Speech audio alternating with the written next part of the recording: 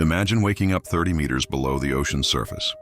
It's pitch black, the air is running out, and everyone around you is dead. This isn't a movie. This is the true story of the man who survived 3 days trapped in a shipwreck at the bottom of the Atlantic. His name was Harrison Okene, and what happened to him defied science, logic, and death itself.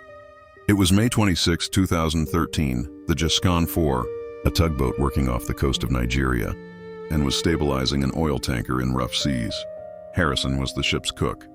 At 4:30 a.m., he woke up to use the bathroom. That's when the ocean struck.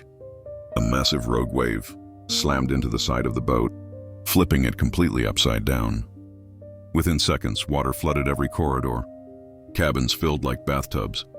The power went out, and the ship sank fast. Everyone else on board, 12 men, drowned.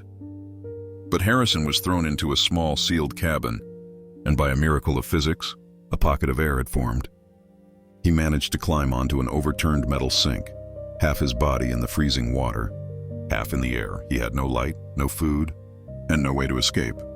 The only sound was the creaking of the steel hull and the ocean pressing down. He said later, "I was hungry, thirsty, but worse, I was completely alone." For the next 60 hours, Harrison lived in total darkness.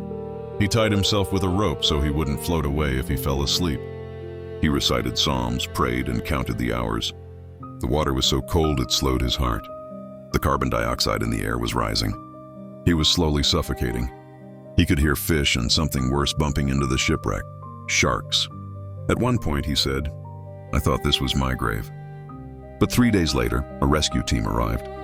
They were there to recover bodies, not survivors. Divers moved through the wreck, room by room, finding only corpses. Then, in the dark, one diver's camera captured something impossible. A human hand reached out of the shadows and touched him. They thought it was a corpse, until the hand grabbed back. That was Harrison. He'd been alive for 3 days. At 30 meters deep, in an air pocket the size of a small closet.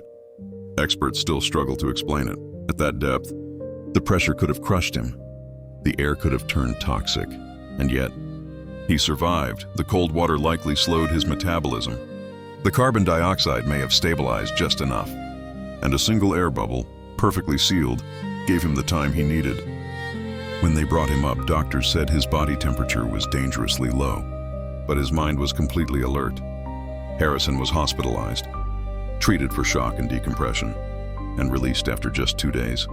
He swore he'd never go near the ocean again, but he said one thing that stayed with him forever. "I called on God and he answered me in the deepest part of the sea."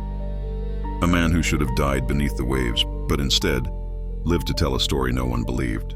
Follow Zen Facts, the calm side of curiosity.